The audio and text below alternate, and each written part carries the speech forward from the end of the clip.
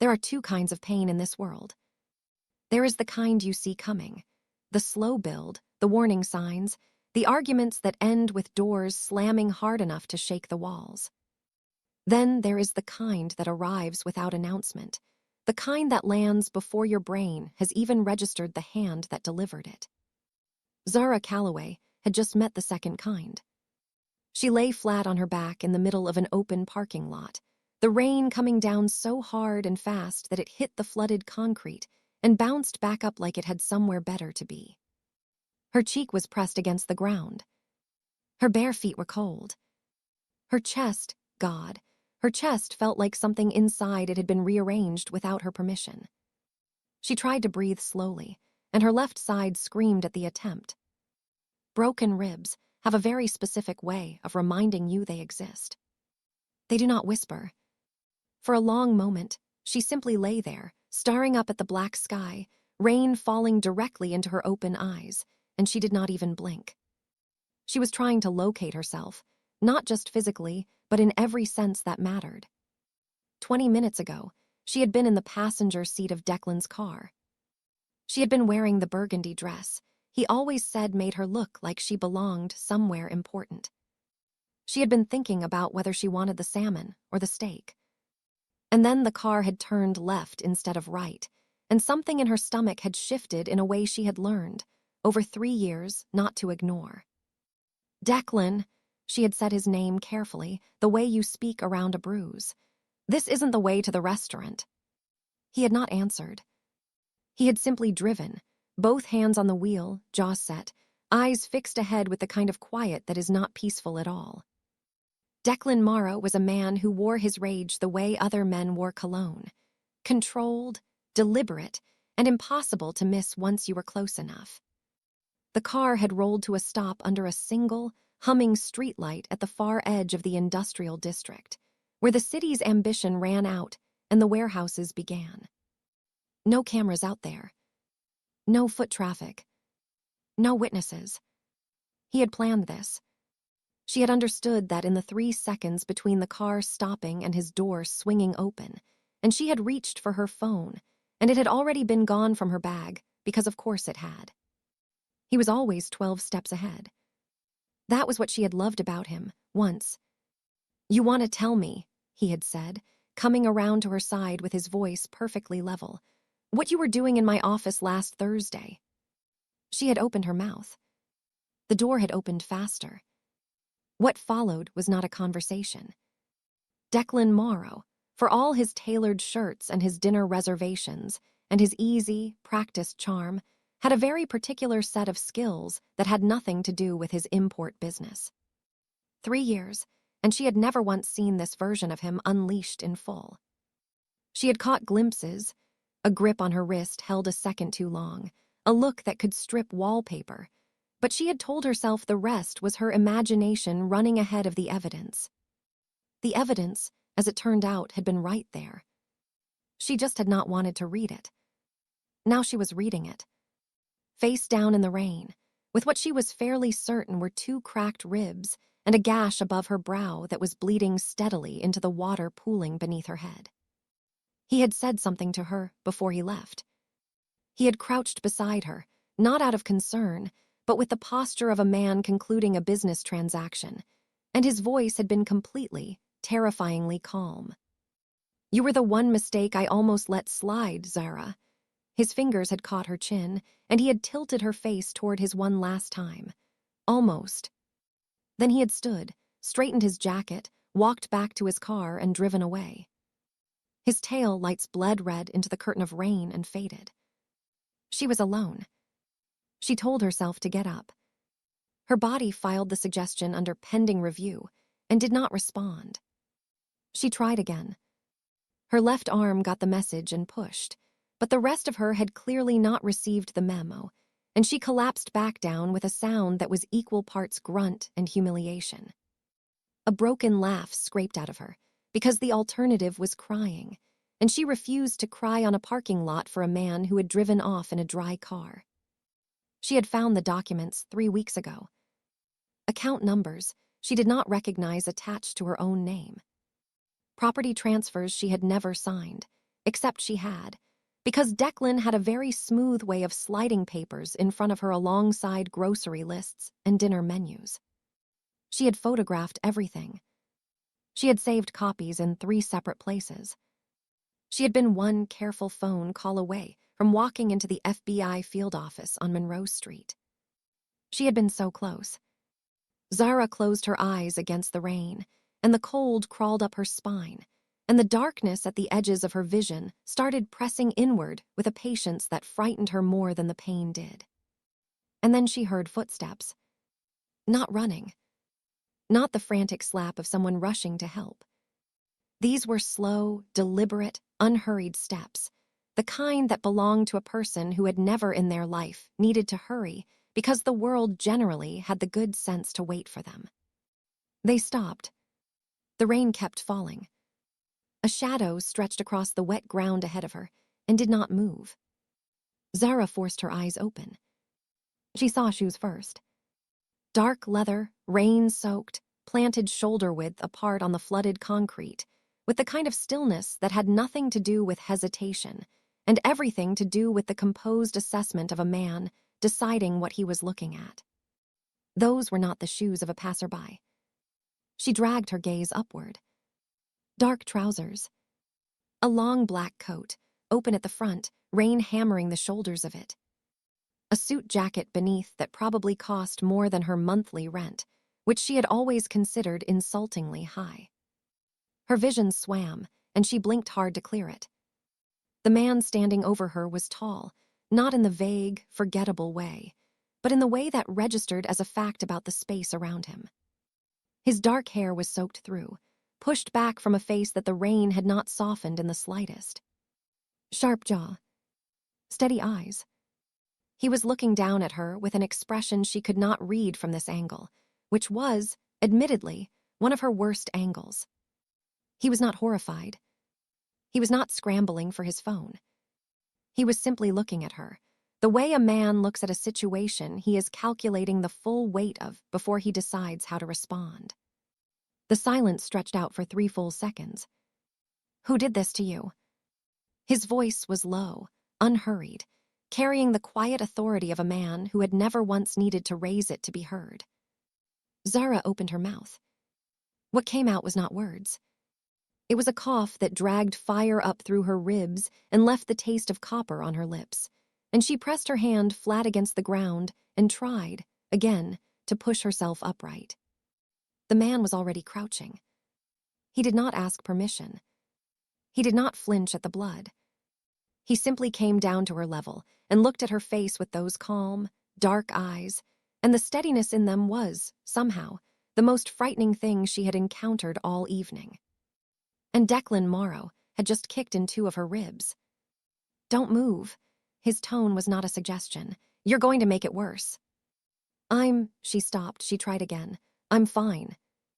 He looked at her in a way that communicated, very efficiently and without a single word, that he had seen fine before, and this was not it. He reached into the inside pocket of his coat and took out his phone. He did not dial emergency services. He did not dial anyone that Zara would ever be able to find in a public directory. "It's me." He said it simply, like the 3 words were sufficient identification anywhere on Earth, and from the way the call was answered before the first ring finished, they apparently were. "Bring the car to the east lot off Harlan Street." He looked at Zara with that same unhurried gaze. "And call Dr. Reyes." He ended the call and slid the phone back into his pocket. Zara stared at him through the rain. "I don't know you." She said it carefully, because she was a woman who had just learned an expensive lesson about men she thought she knew, and she was not in the mood to fast-track the process with a stranger. "No," he agreed, with something in his voice that was almost, but not quite, dry amusement. "You don't." "Then why?" "Because," he said, and his eyes moved briefly to the entrance of the parking lot, where Declan's tire tracks were still visible in the shallow water. "Whoever left you here just made a decision I intend to correct." He looked back at her. "My name is Dorian Vance." He said it the way people state facts about weather plainly. "Without theater, and as of tonight, you are under my protection." Zara Calloway, lying broken on a flooded parking lot at 11:30 on a Thursday evening, with cracked ribs and blood in her hair, and absolutely nothing left to lose, stared up at the man the underworld called a king. She should have been afraid.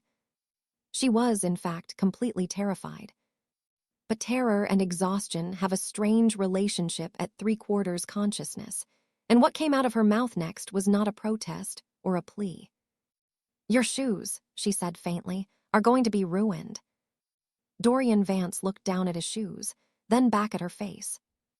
And for one brief, barely perceptible moment, something shifted at the corner of his mouth. "I have others," he said. The headlights of a black car swept across the parking lot entrance.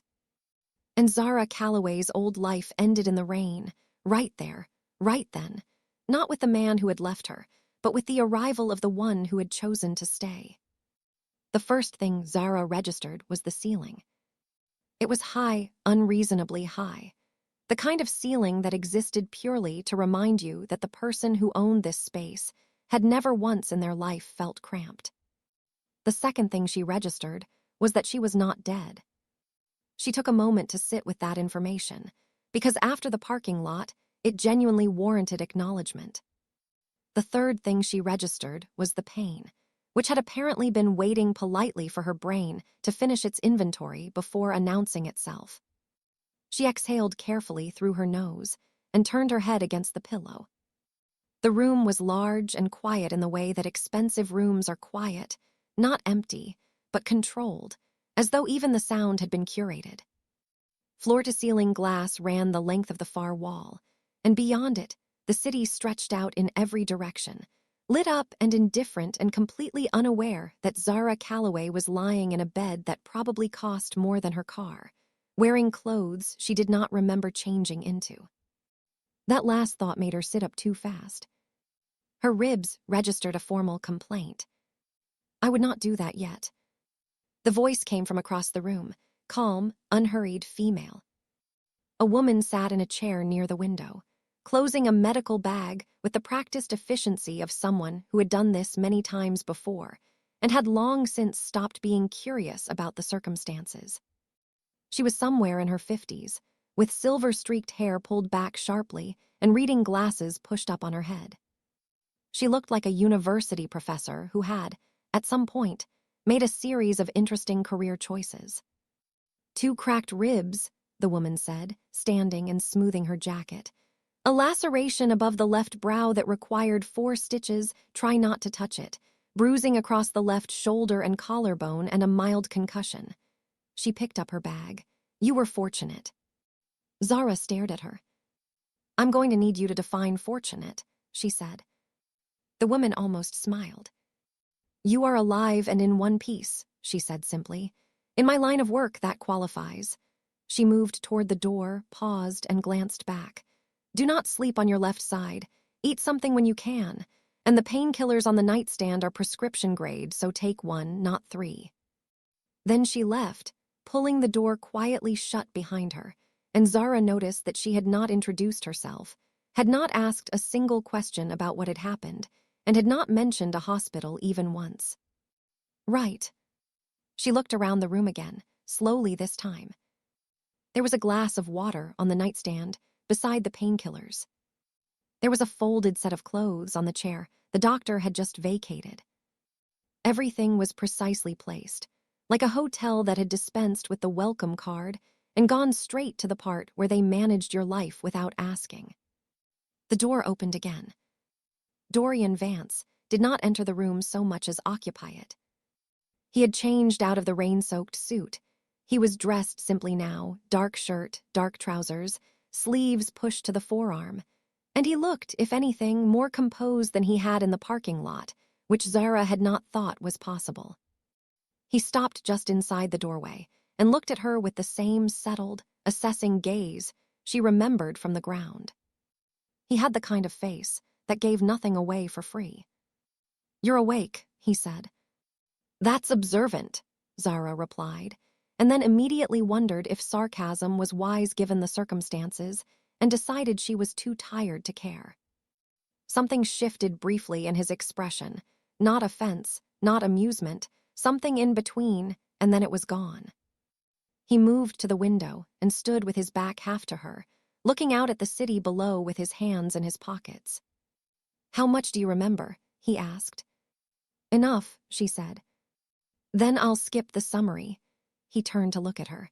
"You're in my penthouse. The floor below this one is staffed at all times. The building has one entrance and the men on it have instructions regarding you specifically." He paused. "No one will reach you here." Zara looked at him for a long moment. "And what exactly," she said carefully, "does that mean for me?" "It means you are safe." "That is not what I asked." He studied her with something that looked briefly like appreciation. The way a person looks at a lock that turns out to be more complex than it appeared. "It means," he said, "that you are a guest in my home, not a prisoner in it." He held her gaze steadily. "You are free to leave the moment you believe you have somewhere safer to go." The city glittered behind him. They both understood, without either of them saying it, that she did not have somewhere safer to go. Declan still had her phone, her wallet, and 3 years of knowledge about every person she trusted. She had a concussion, 2 cracked ribs, and 4 stitches above her eye. She was not going anywhere tonight. But she was also not going to pretend that waking up in a strange man's penthouse, a man whose name she had caught somewhere at the edge of conversations she was not supposed to remember, felt like a straightforward situation. "I don't know anything about you," she said. "No," Dorian agreed. "You don't." He reached the door and stopped with his hand on the frame, his back to her. "But you know enough about Declan Morrow," he said quietly, "and that is what matters right now." He left before she could answer. Zara sat in the vast, expensive quiet of a room that did not belong to her, looked out at a city that suddenly felt like a foreign country, and took one of the painkillers. Just one. She was not that far gone yet. She found him the next morning. Or rather, he found her finding him, which she suspected was more accurate given that this was his building, and he probably knew the exact moment she had swung her legs off the bed. Zara had woken early, dressed slowly and painfully into the clothes left on the chair. A plain gray shirt and dark trousers that fit well enough to suggest someone had made an informed guess about her size, which was its own quiet, unsettling detail, and followed the smell of coffee through a penthouse that was, if anything, even larger in daylight.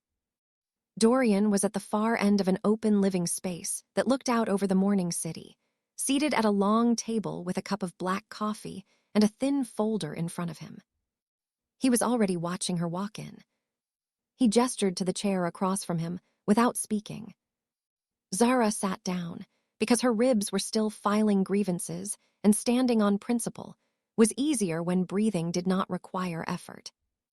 A second cup of coffee was already waiting on her side of the table.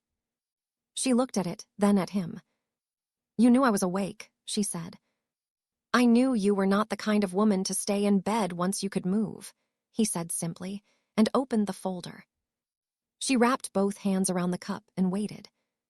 "Declan Morrow," Dorian began, in the tone of a man reading a briefing rather than starting a conversation, "has been running import logistics as a front for capital transfers between 3 shell companies registered in Cyprus, Malta, and a holding entity in Delaware that traces back, eventually, to a syndicate operating out of Eastern Europe." He turned a page. "The Kovac Syndicate. They move money, occasionally people, and enough contraband to make them very rich and very dangerous and very motivated to stay invisible." Zara stared at him. "How long have you known this?" she asked. "Long enough," he said. "That is not an answer." He looked up at her. 18 months, he said. She set her coffee down carefully. 3 years she had spent beside that man, sleeping in his house, signing papers he slid across the kitchen counter, building what she had genuinely believed was a future. 18 months, this man had known Declan's full architecture, and she had still been choosing between salmon and steak. "And me," she said, keeping her voice level. "How long have you known about me?" 3 weeks. She absorbed that.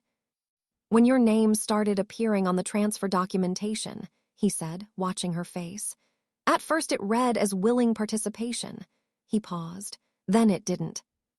How generous of you to eventually notice the difference. He did not apologize. She had not expected him to. What I noticed, he said, was that someone with your signature on those documents was also photographing them. He closed the folder. Which means either you are very clever or very brave, or you had no idea what you were actually holding. All three, she said.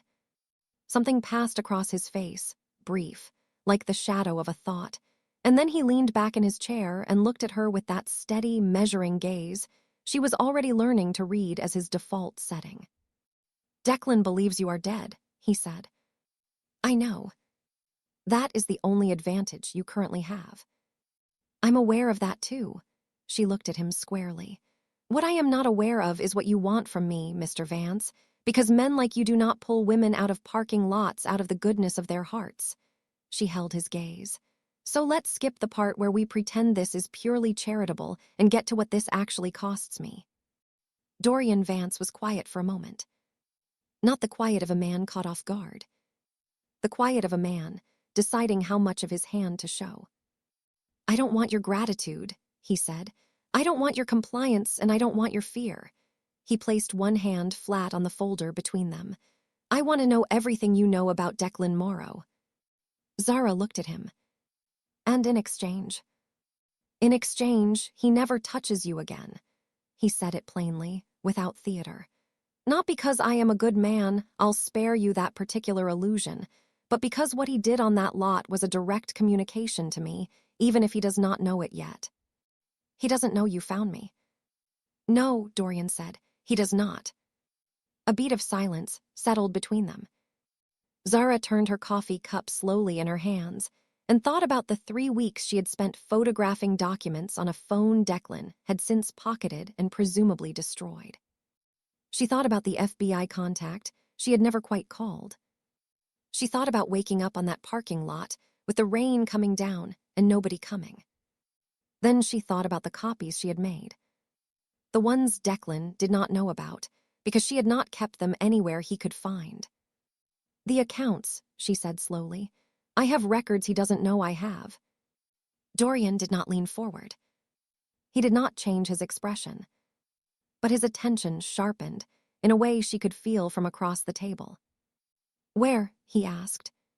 Somewhere safe. She met his eyes. Which is exactly where they will stay until I decide I trust you enough to tell you. Another silence.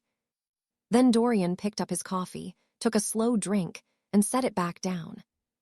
Fair, he said. Zara had not expected that. She had prepared for pressure, for a cold reminder of exactly whose penthouse she was sitting in, for some version of the conversation Declan used to have with her when she pushed back, the kind that ended with her deciding it was simpler to agree. Instead, he simply said fair and reached for his phone, and the negotiation, quietly and without ceremony, had begun. It took Dorian's team 4 days. Zara knew this because she had counted them, partly out of restlessness, partly because keeping track of time felt like the last small thing she could control in a situation that had otherwise removed most of her options. She had spent those 4 days moving carefully around the penthouse, eating meals that appeared at the kitchen counter with the quiet efficiency of a household that ran on systems rather than instructions, and trying not to think too hard about the life she had left on that parking lot. She had not cried. She had considered it once, on the second night, sitting at the window with the city spread below her and the painkillers wearing off. But crying felt like something she owed Declan, and she had decided she was done giving that man anything. On the morning of the 5th day, Dorian appeared in the doorway of the living room and said, "Come." Just the one word. She was learning that with him, one word usually carried the weight of a full paragraph. She followed him down a corridor she had not been through before, into a room that confirmed every suspicion she had developed about the nature of his operation. It was a working room, not an office in the decorative sense, but a proper intelligence space, with 2 large screens mounted on the wall, a central table covered in printed documents, and a man seated at a laptop who looked up briefly when they entered, and then looked back at his screen with the focused indifference of someone who had long since made peace with seeing things he was not supposed to discuss. Dorian stopped at the table. "Sit down, Zara." She sat. He did not sit. He stood across the table from her, with his hands clasped behind his back, and nodded to the man at the laptop, who tapped a key and brought up a document tree on the wall screen. "What you photographed 3 weeks ago," Dorian said, "was the surface layer." Zara looked at the screen. Her name was on it. Her name, her signature, her address, listed as the registered contact for 4 property holdings she had never once visited, in cities she had never lived in, tied to account numbers that connected to 2 more shell entities she had never heard of. "He didn't just put your name on a few accounts," Dorian continued. "He built a legal identity around you. Slowly, over approximately 2 years, he constructed a paper version of Zara Calloway that exists entirely to absorb liability." He paused. "If the Kovac syndicate's finances had ever been formally investigated, the first name any prosecutor would have found was yours." The room was very quiet. Zara stared at the screen. 2 years, she said. "At minimum." She did the arithmetic without meaning to. 2 years ago, she and Declan had opened a joint savings account because he had suggested it made sense, and she had agreed because they were engaged, and that was what people who trusted each other did. 2 years ago, he had asked her to sign a property management agreement for what he had described as a small investment portfolio, and she had signed it over dinner while he refilled her wine glass and told her she was going to love the beach house once it was renovated. There was no beach house. There had never been a beach house. There was a holding company in Malta and a paper trail that led directly, cleanly, and deliberately back to her. "He was going to let me take the fall," she said. It was not a question, but Dorian answered it anyway. "If it came to that," he said, "yes." Zara nodded slowly. She was aware of something shifting in her chest that had nothing to do with her cracked ribs. It was the precise, quiet collapse of the last version of the story she had been telling herself, the one where Declan was complicated, damaged, capable of love in his own broken way, and where their 3 years together had at least been real, even when they were painful. That story was over. It had been over the moment he knelt beside her on that parking lot, and she saw nothing in his eyes. But knowing it and feeling it are 2 entirely different rooms, and she had just walked fully into the second one. "He used me," she said. "From the beginning," Dorian said. "You were not a relationship that became convenient. You were a strategy that was framed as a relationship." Zara exhaled through her nose. "That is a very efficient way to say something completely devastating," she said. "I find clarity is kinder than softening," he said. She looked up at him. "Most people would disagree with you on that." "Most people," he said evenly, "have not sat across from someone who needed to understand the full weight of what they are dealing with." She held his gaze for a moment, then looked back at the screen. Her name sat there in clean black type, attached to things she had never chosen, a life she had never actually lived. The grief that had been sitting at the base of her throat for 5 days quietly stepped aside. What replaced it was not dramatic. It did not announce itself. It simply settled in, with the calm, permanent quality of something that intends to stay. It was fury. Not the hot, reactive kind that burns out in an hour. The cold, decided kind that gets up every morning and goes to work. "The copies I kept," she said. Dorian looked at her. "They're in a cloud account he has no access to," she said. 63 photographs, documents, account numbers, transfer records." She placed both hands flat on the table. "Tell me what you need, and I'll tell you where to find them." Dorian studied her face for a long moment. "You're sure?" he said. "I was sure the moment you showed me my own name on that screen," she said. He reached across the table and turned the laptop toward her. "Then let's begin," he said. The invitation, if it could be called that, arrived via a single sentence. Dorian appeared at the door of the room she had started using as a quiet space to think, a small sitting room off the main corridor with a view of the city's east side, and said, "Dinner is at 7," and then left before she could ask whether that was an instruction or a request. She decided it was probably both. At 5 minutes to 7, she walked into the dining room and stopped. The table was properly set. Not in the utilitarian way of the meals that had been appearing at the kitchen counter all week, plates and practicality, and no ceremony. This was deliberate. 2 place settings, candles, a bottle of red wine already breathing at the center of the table, and food that had clearly been prepared by someone who took the work seriously. Dorian was already seated. He stood when she entered, which surprised her enough that she nearly made a comment about it, and then decided to file it quietly and sit down. "You didn't have to do this," she said. "I am aware," he said, and poured her wine. For a moment, neither of them spoke. The city moved silently beyond the glass, and the candles did what candles do, which is make everything look slightly more significant than it might otherwise be. Zara picked up her fork. "Is this how you conduct all your business arrangements?" she asked. "No," he said. "Then what is this?" He looked at her with that steady gaze. "This," he said, "is dinner." She almost smiled. "Right." They ate, and the silence between them settled into something that was, for the first time since she had woken up in his penthouse, not loaded with agenda. It was almost comfortable, which was its own kind of unsettling. "Can I ask you something?" she said. "You can ask," he said. "Whether I answer depends on the question. How did you end up in that parking lot?" He took a drink of his wine. "I own the building across the street," he said. "I was leaving a late meeting.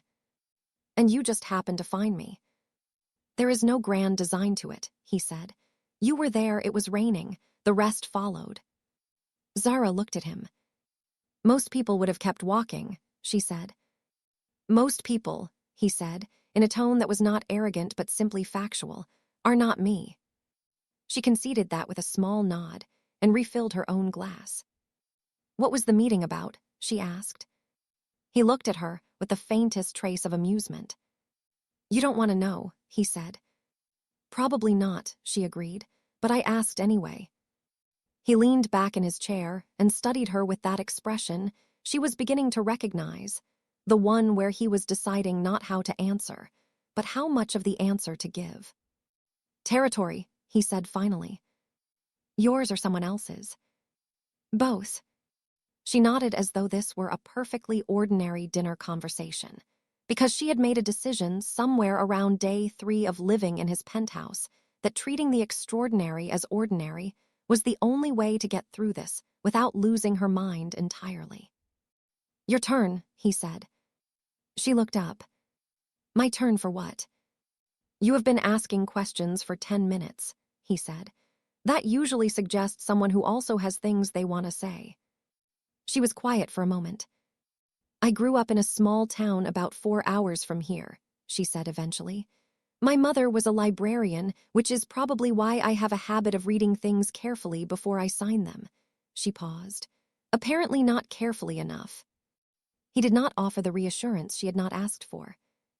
She appreciated that more than she could easily explain. "I met Declan at a work event," she continued. "He was charming in the way that requires real effort, which I mistook for sincerity." She turned her wine glass slowly. "I was 24. I thought I was perceptive." "You are perceptive," Dorian said. "I missed 3 years of warning signs." "Perceptive people miss things when they are also hopeful," he said, without particular sentiment. "That is not a flaw, it is a sequence." Zara looked at him. It was such a precise thing to say, and delivered so without performance, that she sat with it for a moment before responding. "Did anyone ever tell you that you are very strange?" she said. Something shifted at the corner of his mouth. "Once or twice," he said. "Were they right?" "Almost certainly," he said. She laughed. It came out before she had authorized it. Short, genuine, catching her off guard in the way that laughter sometimes does when it arrives in a place it has no business being. Dorian watched her laugh with an expression she could not fully read, but which had, somewhere at its edges, something that looked almost like warmth. Almost. By the time dessert arrived, dark chocolate, simply plated, because whoever ran his kitchen understood that restraint was its own kind of luxury. The conversation had settled into a rhythm that Zara could not quite account for. He had not told her a single thing about his life, not really. But he had listened to hers with an attention that was so complete and so without agenda that it had unnerved her more than his silences had. Declan had listened the way people listen when they are waiting for their turn to speak. Dorian listened the way people listen when the words actually matter. She was not sure when she had stopped being afraid of him. She was less sure what had taken its place. She stared at the candle between them and decided, for now, that was a question that could wait. Some doors, she had learned recently, were better approached slowly. The photograph arrived on a Tuesday. Zara did not see it herself. She heard about it the way she was beginning to hear about most things in Dorian's world, which was through the particular quality of silence that descended over the penthouse when something had happened that the people in it were deciding how to handle. She had been in the kitchen when two of Dorian's men came off the elevator speaking in low, clipped sentences that stopped the moment they registered her presence. One of them was holding a small evidence bag. Inside, it was what remained of a photograph. She could see enough of it to know it was her face. She set down her coffee cup. "What is that?" she asked. Neither of them answered, which was its own answer. She followed them down the corridor. Dorian was in the working room, standing at the central table with his phone to his ear when they walked in. He looked at the bag, looked at the man holding it, and ended his call without a word of farewell to whoever was on the other end. He took the bag, examined it for a moment, and set it on the table. Then he looked at Zara. She got the impression he had known she would follow. "Sit down," he said. "I'd rather stand," she said. He did not argue the point. "It was left at the building's service entrance this morning," he said, "tucked inside a delivery that cleared our standard checks." He looked at the bag again. "The photograph has a date written on the back." "What date?" she asked. He told her. 8 days from now. The room was very quiet. Zara looked at the burnt edges of her own face, sealed in plastic on the table, and felt something cold settle at the base of her spine. "It's the Kovac Syndicate," she said. "Yes. They know I'm alive." "They know you are here," he said, which was more specific and considerably worse. She absorbed that. "How?" "That," he said, with a controlled evenness that told her he was already working on the answer, "is what we are currently determining." He turned to his men and issued a series of quiet, precise instructions that Zara only partially followed. Names she did not recognize, locations referenced by shorthand, a timeline that compressed the next 48 hours into something very dense and very purposeful. The two men left without ceremony. Dorian stood at the table and looked at the photograph for a moment longer.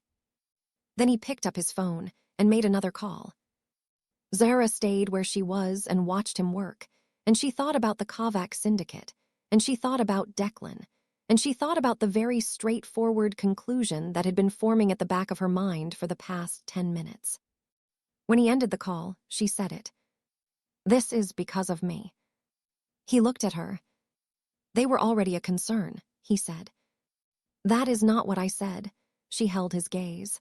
"Before I turned up here, they had no direct reason to move against you specifically." She paused. "I changed that calculation." He was quiet for a moment. Not the quiet of a man searching for a rebuttal. The quiet of a man who respected the accuracy of what he had just heard. "You are not wrong," he said. She appreciated, as she had before, that he did not insult her by arguing. "Then I should leave," she said. "And go where?" he said. It was not unkind, but it landed with the full weight of its implications. She had nowhere that Declan did not know. No one she could involve without pulling them into the same radius of danger, she was currently standing in.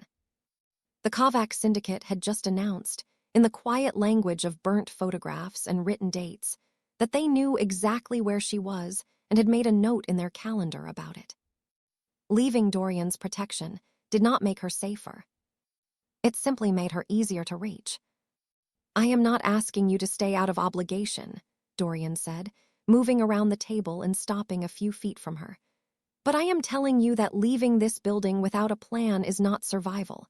It is impatience dressed up as courage." She looked at him. "That is an incredibly irritating thing to say," she said. "It is also accurate," he said. She turned away from him and walked to the window.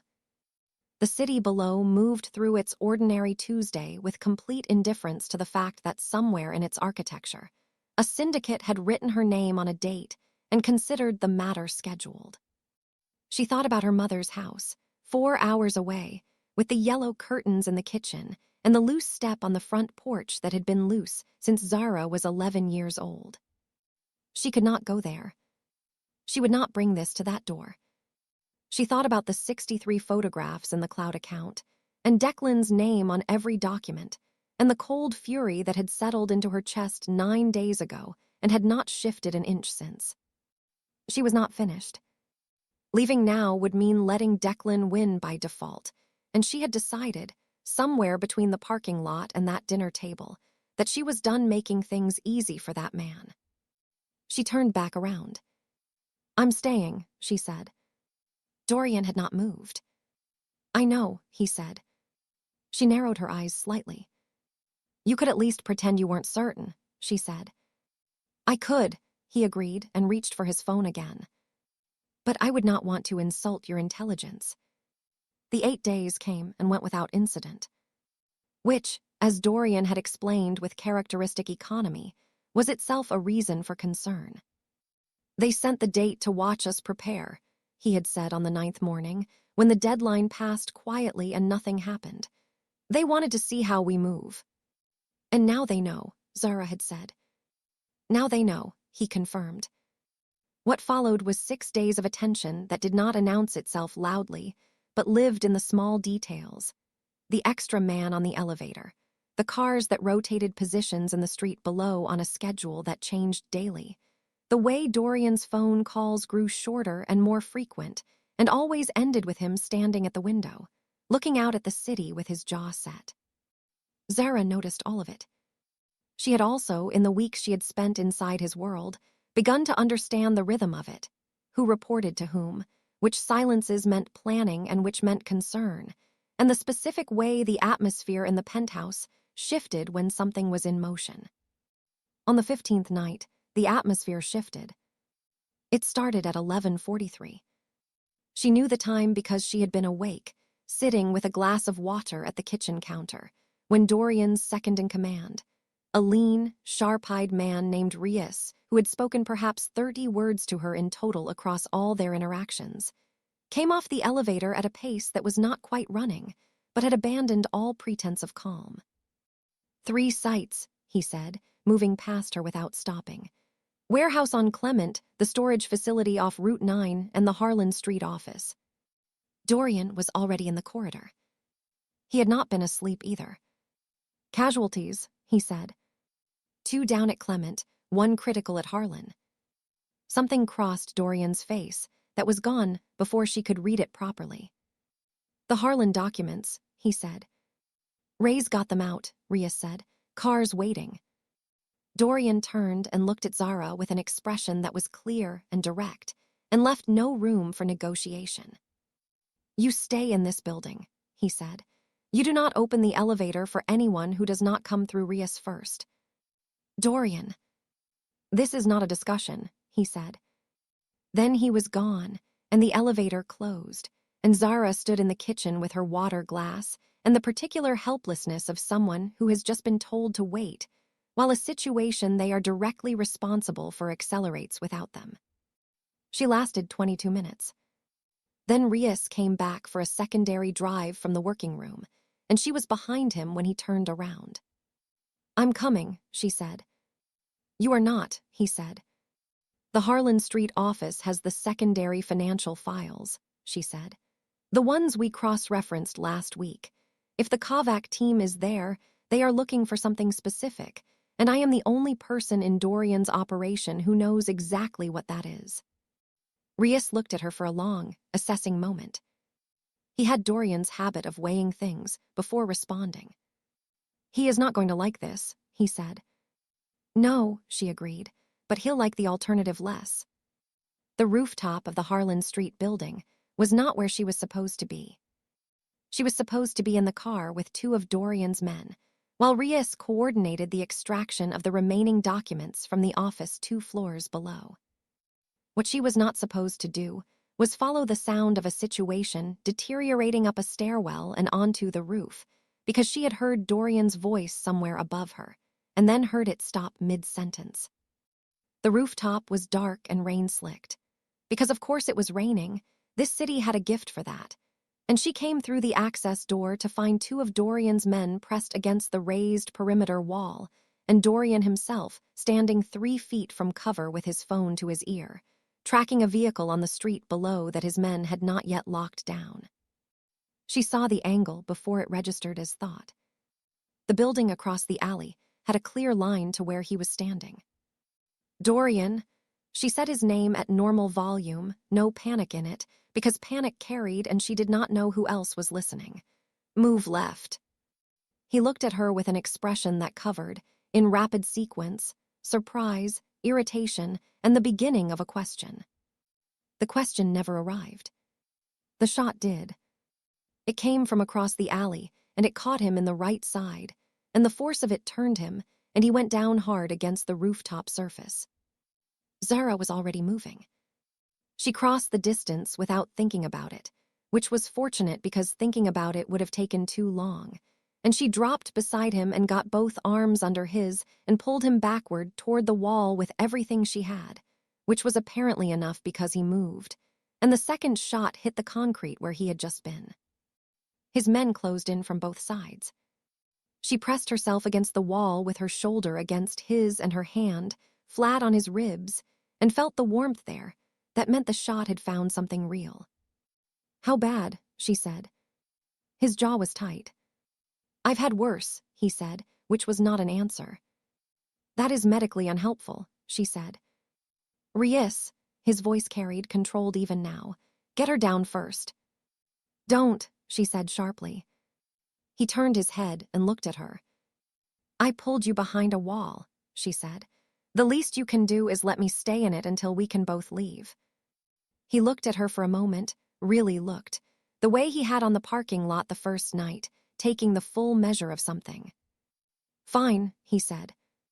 The sirens started somewhere below, and Rias appeared at the access door, and the night continued its business around them. But for that one moment, it was just the two of them against a wall in the rain, and Dorian Vance was still breathing. That, Zara decided, was enough. The surgery took 3 hours and 14 minutes. Zara knew this because she sat in the corridor outside the room where Dr. Reyes worked and counted them, which was not productive, but was considerably better than the alternative, which was thinking too hard about the amount of blood that had soaked through Dorian's shirt on the rooftop. Rias came and went twice during that time, each visit shorter than the last, his phone pressed to his ear, and his face carrying the particular expression of a man holding together something large and heavy with both hands and running short on grip. The third time he passed, she stopped him. "How bad is it?" she said. He did not insult her by asking what she meant. "Clement Warehouse is compromised," he said. "The Route 9 facility is locked down, but we have no eyes inside. Harlan Street is clear, but 2 of our contacts have gone quiet in the last hour." He looked at her directly. "We are stretched." "Who is running point on the intelligence side?" He paused. "Right now," he said, "nobody." She set up in the working room at 2:30 in the morning. Nobody invited her, and nobody stopped her, which she took as sufficient authorization. She pulled up the document tree on the wall screen, opened the cloud account on the central laptop, and began laying out the 63 photographs alongside Dorian's team's existing intelligence files in the way she had been quietly mapping in her head for the past 2 weeks. one of Dorian's analysts. A young man named Castor who wore the same gray jacket every day and communicated primarily through raised eyebrows, appeared in the doorway 20 minutes later, looked at what she had done to his workspace, and said nothing for a long moment. "The Cyprus account," she said without turning around. "What name is listed as the secondary signatory?" She heard him move closer. "A holding entity," he said. "Shell registration out of." "Dublin," she said. A pause. "Yes," he said. She pulled up one of her photographs and enlarged it on the screen. "That holding entity," she said, "was registered 18 months ago by a corporate attorney whose firm has handled 3 of Declan Morrow's property acquisitions in the last 2 years. She pointed to the account number in the photograph. "This is not a separate branch of the Kovac syndicate's operation." She turned and looked at Castor. "Declan is the branch." Castor stared at the screen. "He's their financial architecture in this city," he said slowly. "He didn't just launder money for them," she said. "He built them a local infrastructure using my name as the foundation, and when that infrastructure was threatened, when I started photographing documents, he did not go to them for help." She looked back at the screen. "He went to them with a plan." "The coordinated strike," Castor said, "was not a reaction to my survival," she said. "It was already in motion." She pulled up a transfer record dated 6 weeks prior, 2 weeks before Declan had ever touched her on that parking lot. "He commissioned this the moment he realized I was building a case.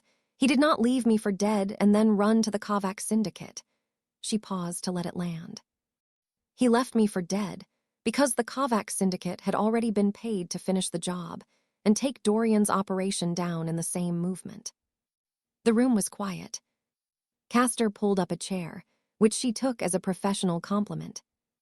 They worked through until 4 in the morning, cross-referencing transfer dates against the timeline of Dorian's operational disruptions over the past 3 months.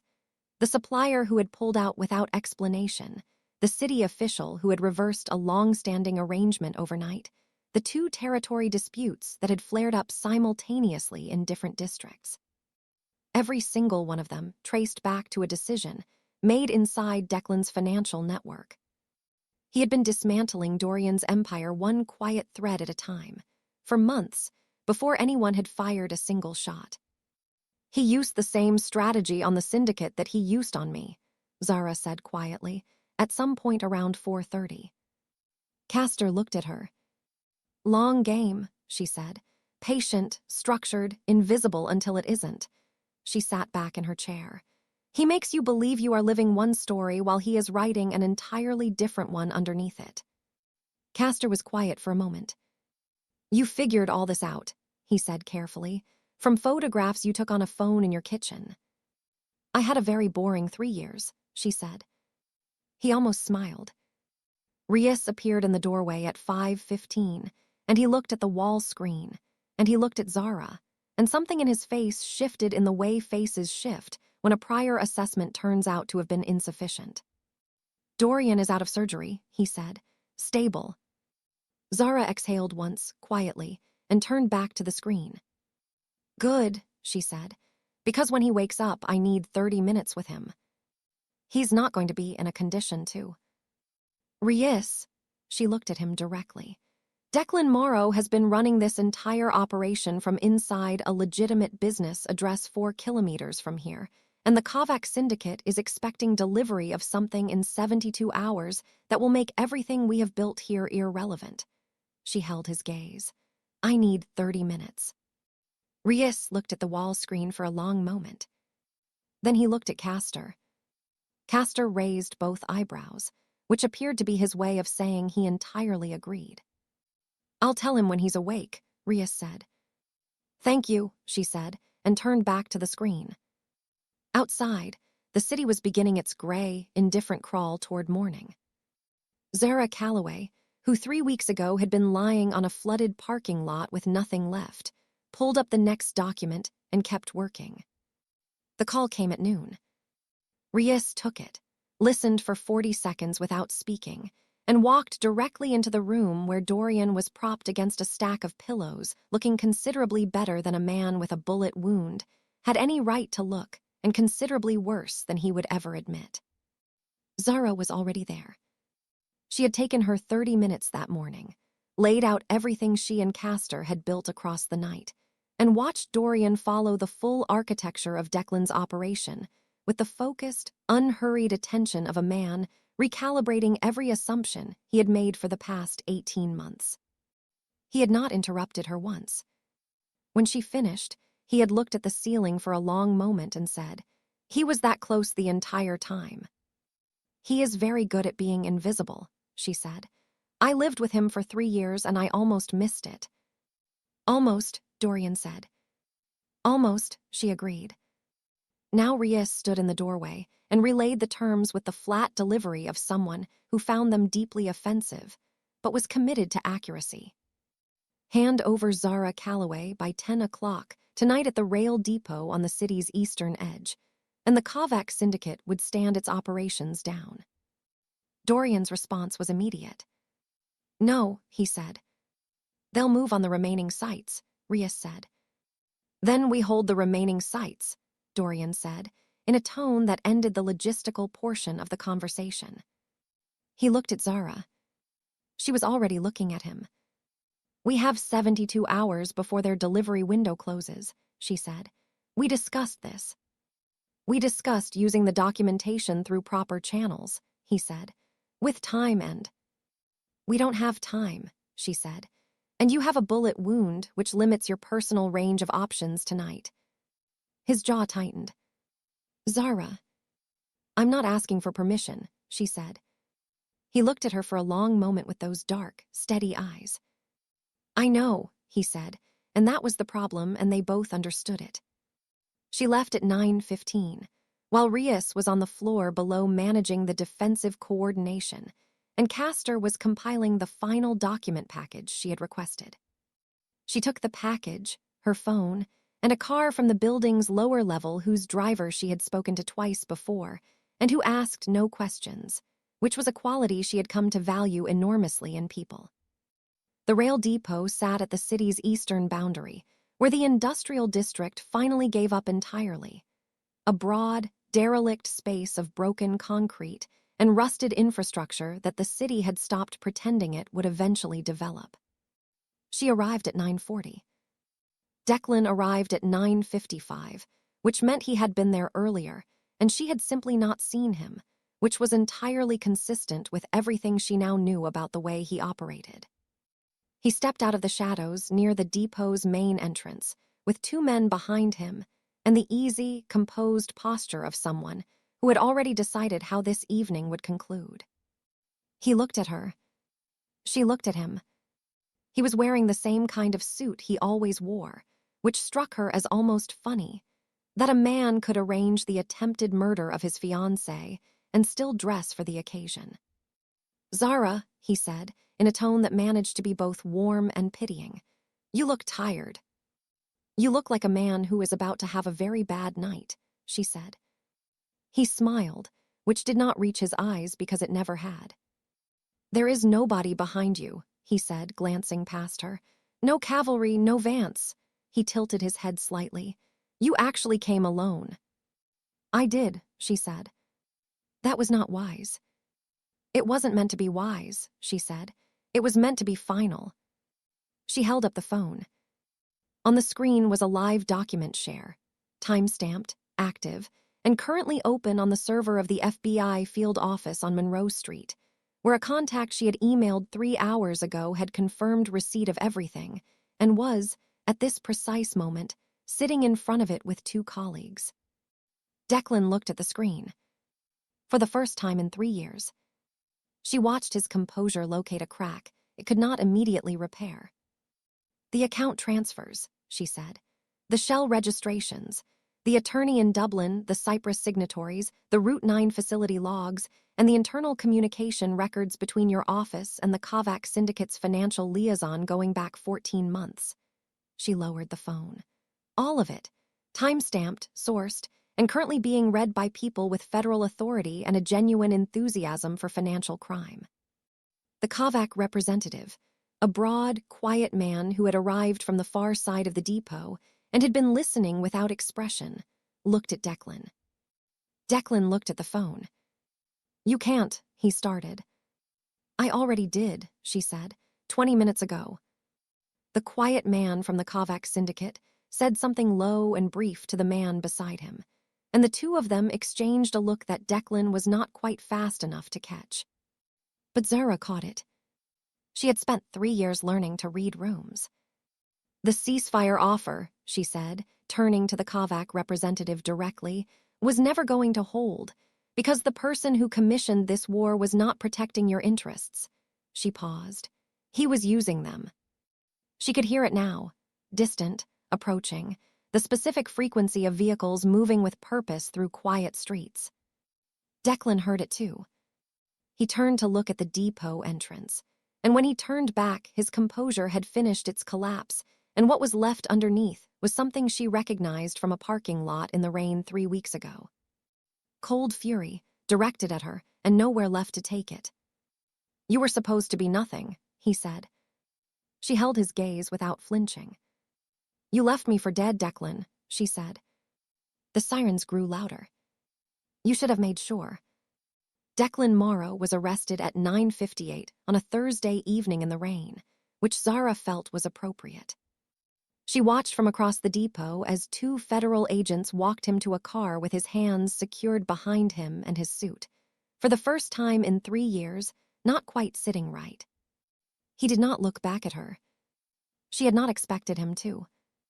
The Kovac representative and his men were detained at the depot entrance by a second team that had come in from the north side. Quietly, efficiently, without the dramatic confrontation that the movies would have you believe is standard procedure. It was, in reality, considerably less theatrical. Paperwork, she imagined, would follow. She stood in the middle of that broken concrete space for a moment after the cars had gone, in the rain, and felt the specific stillness of something that has been finished. Not healed. Not resolved in the tidy, comfortable sense. Finished. There is a difference, and it matters. Her phone rang. She already knew who it was. "I'm fine," she said before Rias could speak. A pause. "He wants to speak with you," Rias said. "I know," she said. She listened to the rain for a moment longer, and then she walked back to the car. Dorian was sitting up when she returned, which was already an improvement on the morning, and he looked at her with an expression she had come to recognize as his version of relief, controlled, minimal, and entirely legible to anyone paying attention. She had been paying attention for weeks. "You could have told me," he said. "You would have stopped me," she said. "Yes," he agreed, "I would have." She sat in the chair beside the bed and set her phone on the side table and looked at him. "It's done," she said. He nodded slowly. "Castor monitored the federal server confirmation," he said. "The Dublin attorney's firm has already been contacted. The Cyprus accounts are frozen." He paused. "It will take time to fully unravel, but the structure is gone." "Declan without his financial architecture," she said, "is just a man in a suit." "An arrested man in a suit," Dorian said. "Even better," she said. He looked at her for a moment, and then he said, "You put yourself in front of a situation I had not cleared, without backup, on a timeline that gave me no room to intervene." "I did," she said. "It was reckless." "It worked," she said. "Those 2 things are not mutually exclusive," he said. "No," she agreed, "but the first one was necessary for the second one to happen." She held his gaze. "And I think you know that." He was quiet for a moment. "I do know that," he said. "Then we can skip the part where you lecture me," she said. Something shifted at the corner of his mouth. "I was not going to lecture you," he said. "You had the face," she said. "I don't have a face," he said. "Dorian," she said patiently, "you have several faces." He looked at her with one of them, and she looked back, and somewhere in the middle of that exchange, something settled between them. Quiet, unannounced, and entirely without the need for either of them to name it. The days that followed were not simple, because the aftermath of a collapsed criminal alliance is not a simple thing. and Zara had not expected it to be. There were federal interviews, conducted in a conference room downtown with two agents who were professional and thorough, and asked the same questions in slightly different configurations for 6 hours, which she answered with complete accuracy and the orderly calm of a woman who had been building toward this moment for longer than she had realized. There was the legal process around her name on the shell accounts, which Dorian's attorney, a composed, unflappable woman named Solis who appeared to have been born specifically for situations involving fraudulent documentation, moved through with a focused efficiency that Zara found genuinely impressive. There was the morning she sat alone in the working room and looked at the blank wall screen and understood that the 63 photographs she had taken on a kitchen phone in a life she no longer recognized had, in the end, done exactly what she had needed them to do. She had known, when she took them, that she was building something. She had not known then what it would cost her to use them. She knew now. 3 weeks after the depot, on a morning that arrived gray and then decided to be something better, Zara was standing at the penthouse window with a coffee when Dorian came and stood beside her.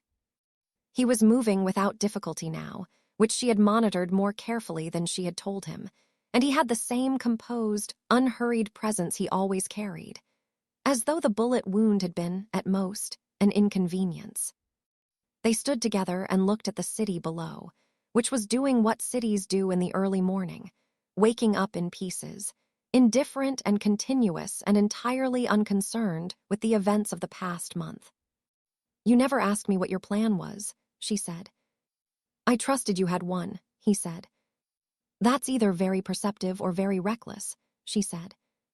"Coming from you," he said, "I'll accept either." She smiled at the window. A long quiet settled between them, the comfortable kind, the kind that doesn't need to be filled.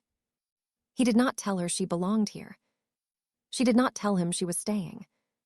They both already knew.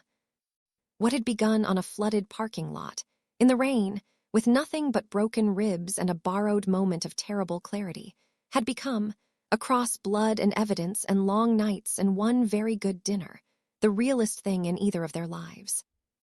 Zara Calloway looked out at the city she had survived. And for the first time in 3 years, she was not making herself small. She was simply standing, in a space that was hers now, beside a man who had never once asked her to be less than exactly what she was. The city spread wide and bright below them. And the morning, at last, came in full. Zara Calloway did not survive because she was rescued. She survived because she refused, at every single turn, to stay rescued. There is a difference between a woman who is saved and a woman who saves herself. And by the end, Zara had become something that Declan Morrow never once accounted for in all his careful, calculated planning. She became someone who knew exactly what she was worth. And that, more than any evidence file or federal arrest, was his greatest miscalculation. As for Dorian Vance, a man the city feared and very few understood, he had walked into a parking lot one rainy Thursday evening expecting nothing, and walked out with the one thing his empire had never had. Someone who stood beside him, not out of obligation, loyalty, or fear, but out of choice. If this story held you from the first raindrop to the final morning, then you already know what to do. Hit that like button, it tells us the story landed. Subscribe if you want to be here when the next one begins, and trust us, the next one begins with a door that should never have been opened. Drop a comment below, tell us whose side you were on, the moment you stopped being afraid of Dorian Vance, or simply that you stayed until the end. We read every single one. Until the next story, stay sharp, stay curious, and never sign anything without reading it first. Zara learned that the hard way, so you don't have to.